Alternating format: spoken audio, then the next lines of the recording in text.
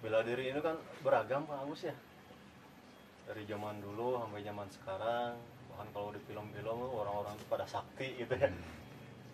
Nah sebetulnya yang namanya bela diri itu bisa bisa punah apa tidak gitu?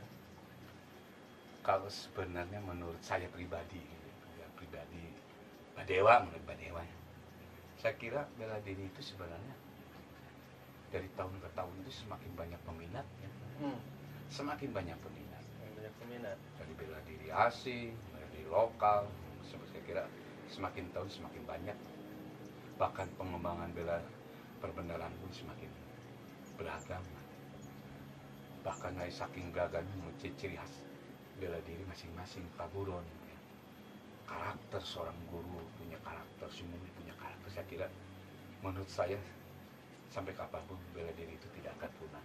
Tidak akan punah. Apalagi banyak sekarang praktisi yang betul-betul praktisi bela diri yang betul-betul mengkaderkan ke murid-muridnya tentang bela diri pamungkas, gerak pamungkas. Semakin dicintai oleh masyarakat, semakin dicintai oleh anak-anak kecil. Ya, sampai kapanpun terus berkembang tentang bela diri. Cuman bela diri di sinilah yang sehingga akan mengalami persaingan tentang gerak, ya, tentang gerak, terutama tentang gerak, dengan tentang Pak Buron, tentang gerak, tentang persatuan bela diri ini, persatuan bela diri yang lain, ya. Sehingga apa sih mulanya untuk kita menuju era milenial ke depannya, agar istilahnya bela diri itu tetap lestari dan tetap banyak peminat dan istilahnya banyak pencinta kepada Pak Buron, cinta terhadap guru-gurunya, ya kan? Cinta terhadap bela dirinya, itu kan harus bersaing di sana. Sehingga kita jangan kalah, sebenarnya jangan kalah, bahwa kita itu artinya kalah di sini terus berkarya. Seorang guru itu dituntut untuk terus berkarya. Seorang murid dituntut juga untuk melakukan karya. Terus bagaimana pengembangan tentang gerak, fungsi daripada gerak. Banyak kan di sini kan gerak fungsinya yang kadang-kadang kurang efisien, anak gunanya gitu. Harus dipelajari betul-betul detail. Karena gerak seseorang itu akan berbeda, penjiwaan dan perasaannya akan berbeda, power pun berbeda. Gerak saya begini membuka Kang Boy bisa, tapi gerak ke satu orang itu belum tentu akan sama, akan bisa. Nah ini yang harus dipelajari, bagaimana menghadapi power yang berbeda, rasa yang berbeda, kemampuan yang berbeda, kan itu tidak bisa dipukul rata. Nah inilah yang harus, bagaimana detail-detail ini yang harus disampaikan kepada murid, sehingga seorang murid itu akan mengerti, paham tentang bela diri. Itu kan.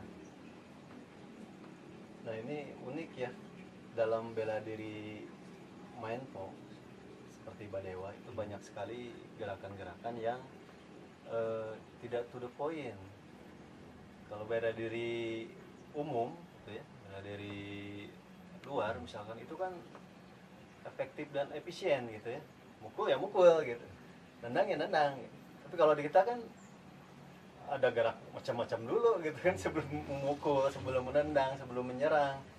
Bahkan kalau kita pelajari gitu ya, ini tuh sebetulnya ada fungsinya gitu.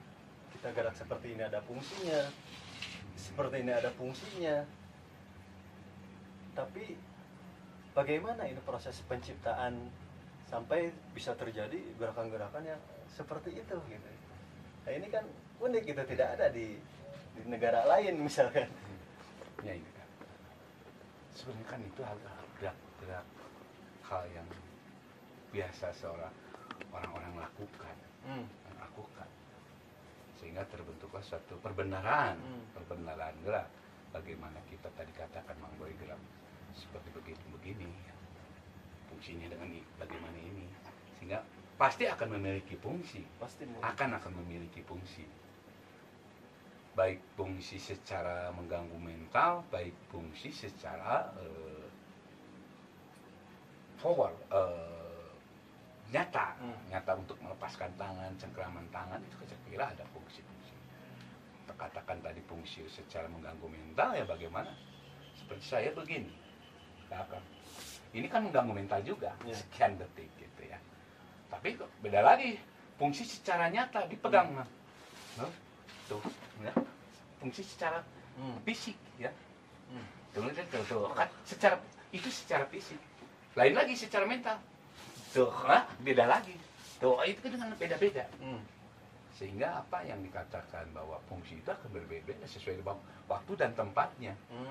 Bahkan bukan waktu dan tempatnya saja, power dan kemampuannya itu akan berbeda-beda, tidak akan bisa dipukul ratakan. Nah, inilah yang harus waktu, tempat, power seseorang dengan berbeda, tidak bisa kita samakan. Kalau geraknya sama, tapi aplikasinya bisa berbeda. Berbeda. Fungsinya bisa berbeda, tergantung gitu. tadi waktu, tempat dan power. Power musuh, kemampuan musuh tentang itu akan diperhitungkan juga. Nah, inilah yang kita tidak bisa dipukul rata, tidak bisa disamaratakan ya. Disamaratakan. Wah, ini begini, mending mereka tidak memiliki bela diri. Kalau memiliki bela diri kan lain lagi, mereka punya antisipasinya. Makanya kita harus secara detail mempelajari tentang bela diri ini, secara detail, karena itu akan terlahir perbendaharaan itu menghadapi itu. Apabila kita sering mengajar kan, kalau kita sering mengajar dan belajar terus, sehingga kita paham. Kita sering mengajar murid, kita paham berbagai macam karakter dan power seorang murid. Itu kan berbeda-beda, sehingga menjadi pembelajaran yang luar biasa juga nantinya ke depannya. Sehingga seorang ini, kalau kita tidak mempunyai murid, ya sayang juga.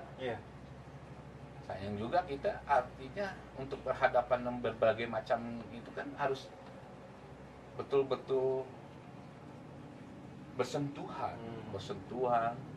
Bagaimana sentuhan dengan orang yang besar seperti begini, yang powernya begini, kemampuannya begini kan itu. Punya murid itu bukan berarti kita udah jago ya? Bukan. Wah, udah jago nih saya mau jadi guru gitu. Enggak begitu ya? Jadi semakin kita banyak murid, semakin kita mempelajari dan belajar tentang karakter murid itu. Makanya kan kita bergerak mengajar itu kan bersentuhan dengan murid. Kita diserang oleh murid, kita dipukul oleh murid, ditendang oleh murid, bagaimana kita ini, terus kita menyerang murid, bagaimana itu kan artinya ada sentuhan. Nah, itulah yang nantinya akan memperpekat dalam suatu gerakan, peka terhadap rasa itu ya. Karena terbiasa berhadapan dengan murid, akhirnya kita menjadi peka terhadap berbagai macam karakter orang yang menyerang gitu ya. Ataupun kita yang menyerang. Nah, itu kan, betul. Kan banyak kan namanya.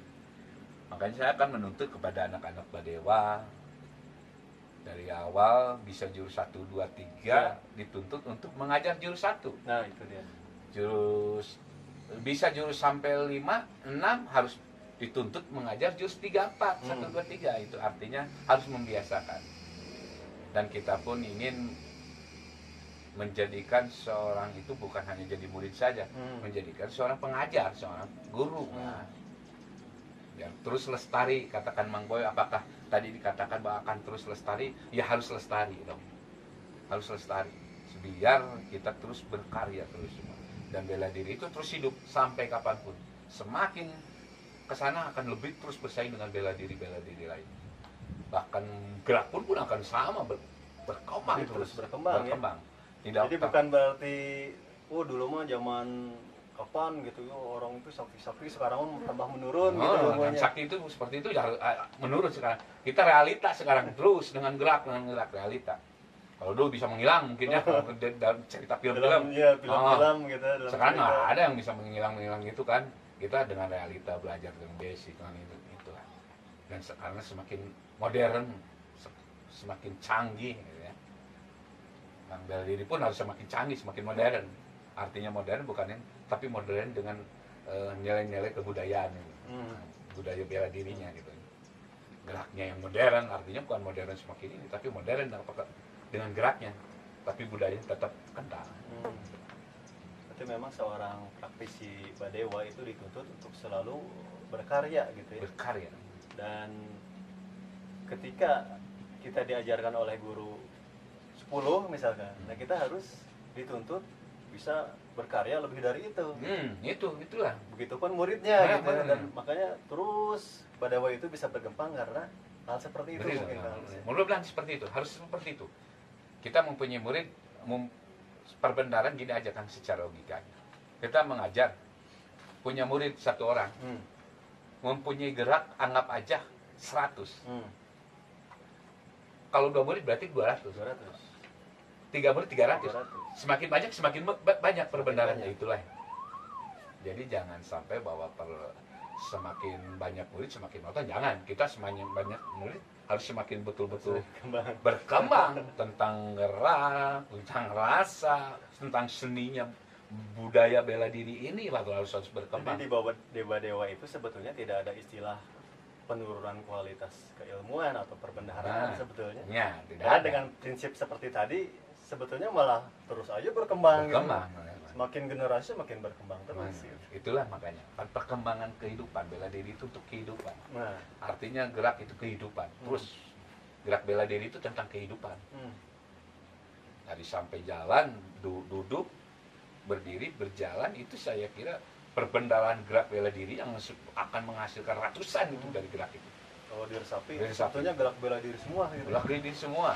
Tidak hanya sebatas kita gerak mas berdasar, tidak. Macam kan. Kita gini aja udah menjadi bela diri, menjadikan bela diri kan. Pokoknya bela diri. Macam kan. Wah, bela diri. Ya. Tuh, tak, cukup macam. Bahkan dari sisi mukul harus macam-macam. Bisa digunakan untuk menghentikan, untuk mengukur konsentrasi, mukul kayak macam-macam. Bukan hanya seperti gini aja. Mukul kan, mau mukul macam-macam selera. Itu selera bikin seni. Mau bentuk sikut sama, bentuk ngaprak, ngaprak manusia ukur terjadi. Nah, semua dikatakan ya. Mau tidak hanya seperti ini. Tidak terpatok seperti itu. Tinggal apa? Kita yakin. Dengan yakin gerak apapun akan masuk ke tujuan. Tapi kalau kita gerak banyak, tapi kita tidak yakin, ya nggak akan masuk. Melambu Bajir. Makanya gerak sedikit pun kalau kita yakin, insya Allah. Seperti begini aja. Seperti saya yakin. Cak, beda lagi. Harus seperti itulah yang harus betul-betul kita yakini bahwa itu akan mengganggu konsentrasi musuh, akan mengganggu serangan musuh. Setelah terganggu, sekian detik kita manfaatkan untuk itu. Gitu. Banyak lah. Kalau kita mempelajari tentang diri, nggak akan habis-habis. Nggak akan habis-habis kan. Saya kira kalau habis itu kalau kita sudah habis umur baru kita habis. Bela diri yang semakin hari semakin berkembang, makanya banyak. Bukannya habis gerak, bukan habis jurus, malah habis umur. Habis umur kan. Banyak kan, banyak bela diri. Sekarang banyak bela diri di luar, bela diri macam-macam perguruan di sana itu semua. Artinya bahwa kita bela diri itu semakin berkembang, semakin bersaing, semakin banyak kualitasnya, berkualitas bela diri kita. Gitu kan. Ada lagi kan Boy? Sebetulnya lebih efektif mana untuk pertarungan nih Kang Agus? Bela diri yang dirancang dengan cara baku atau bela diri yang dirancang dengan cara spontanitas gitu? Saya kira lebih baik spontanitas. Karena gini kan, kalau kita bela diri gerak dengan gerakan baku, kita dirancang, apakah seseorang itu seorang musuh akan sama gerakan yang apa kita pikirkan, kan akan berubah-ubah. Tadi katakan seseorang itu akan berubah-ubah, akan berbeda-beda kemampuan apapun. Tergantung tadi. Posisi, tempat gitu ya. Kalau kita terus dibakukan, bagaimana kalau mereka lari ke sana, sementara kita berpikir akan lari ke sana? Bagaimana kalau dia menendang? Nah itu. Jadi tidak bisa dibakukan. Memang bela diri itu adalah spontanitas gerak yang spontanitas. Bagaimana kita ini sesuai dengan waktu dan tempat. Kalau waktunya berbeda ya berbeda, tempatnya berbeda, momennya berbeda. Tidak bisa kita dikatakan bahwa bela diri itu adalah gerak yang baku tidak. Bela diri sesuai dengan keinginan mereka. Sudah kayang urang, oke. Keinginan mereka itu kok saya dimatikan, dilemahkan seperti itu. Kemarin kayang manehna udah kayang orang dia gitu. Jadi saya mah mana yang gerak kumang itu di pikiran, mana yang kumang-kumang itu di pikiran, aing mah yang kieu gitu. Jadi gerak itu kumang kita nanti. Yang penting kita tidak terganggu oleh mereka. Mereka yang harus kita yang mengganggu mereka. Mereka itu. Baru kita masuk. Jadi tidak bisa direncanakan itu. Cuman prinsipnya saja yang kita lakukan, bahwa kita akan mengganggu mereka, dan menghentikan mereka, melemahkan mereka, baru kita masuk. Itu aja. Kan prinsip bakunya itu aja. Kalau prinsip tentang bagaimana disgeraknya seperti kira-kira, saya kira tergantung musuh, tidak bisa seperti itu. Film mungkin ya. Film, kalau film saya kira bisa. Bercerita bisa supaya rame. Tapi kalau di lapangan tidak bisa seperti itu. Nah, yang istilahnya spontanitas. Makanya kita kan harus gerak membiasakan, terbiasa. Mau mereka nendang, mau mereka pukul, mau mereka loncat, mau kemana, yang penting kita berbuat seperti itu aja. Setelah mereka terganggu, baru kita masuk. Jadi tidak memikirkan, yang paling penting tidak memikirkan gerakan orang lain.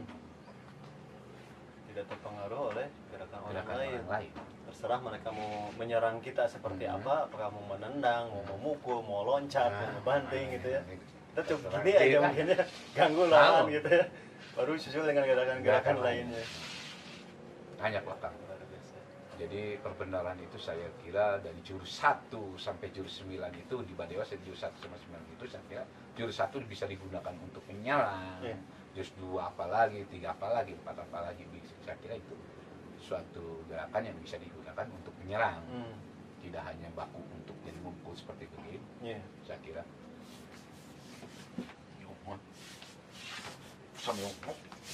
macam-macam. Jadi kalau itu pada jurus satu ya. Pengembangan dari jurus 1 macam-macam. Macam-macam. Macam-macam gitu. Wah, harus dibiasakan gitu. Jadi nggak gini terus ya? Nggak gini terus. Dikatakan cek badai mah aya leuleunjeuran, tak ragap set macam-macam. Sehingga terus berkembang. Nanti segmen-segmen berikutnya saya terangkan tentang detail jurus. Ya. Baik Kang Agus, terima kasih diskusinya sangat menarik sekali. Nanti kita bahas di lain kesempatan. Terima kasih.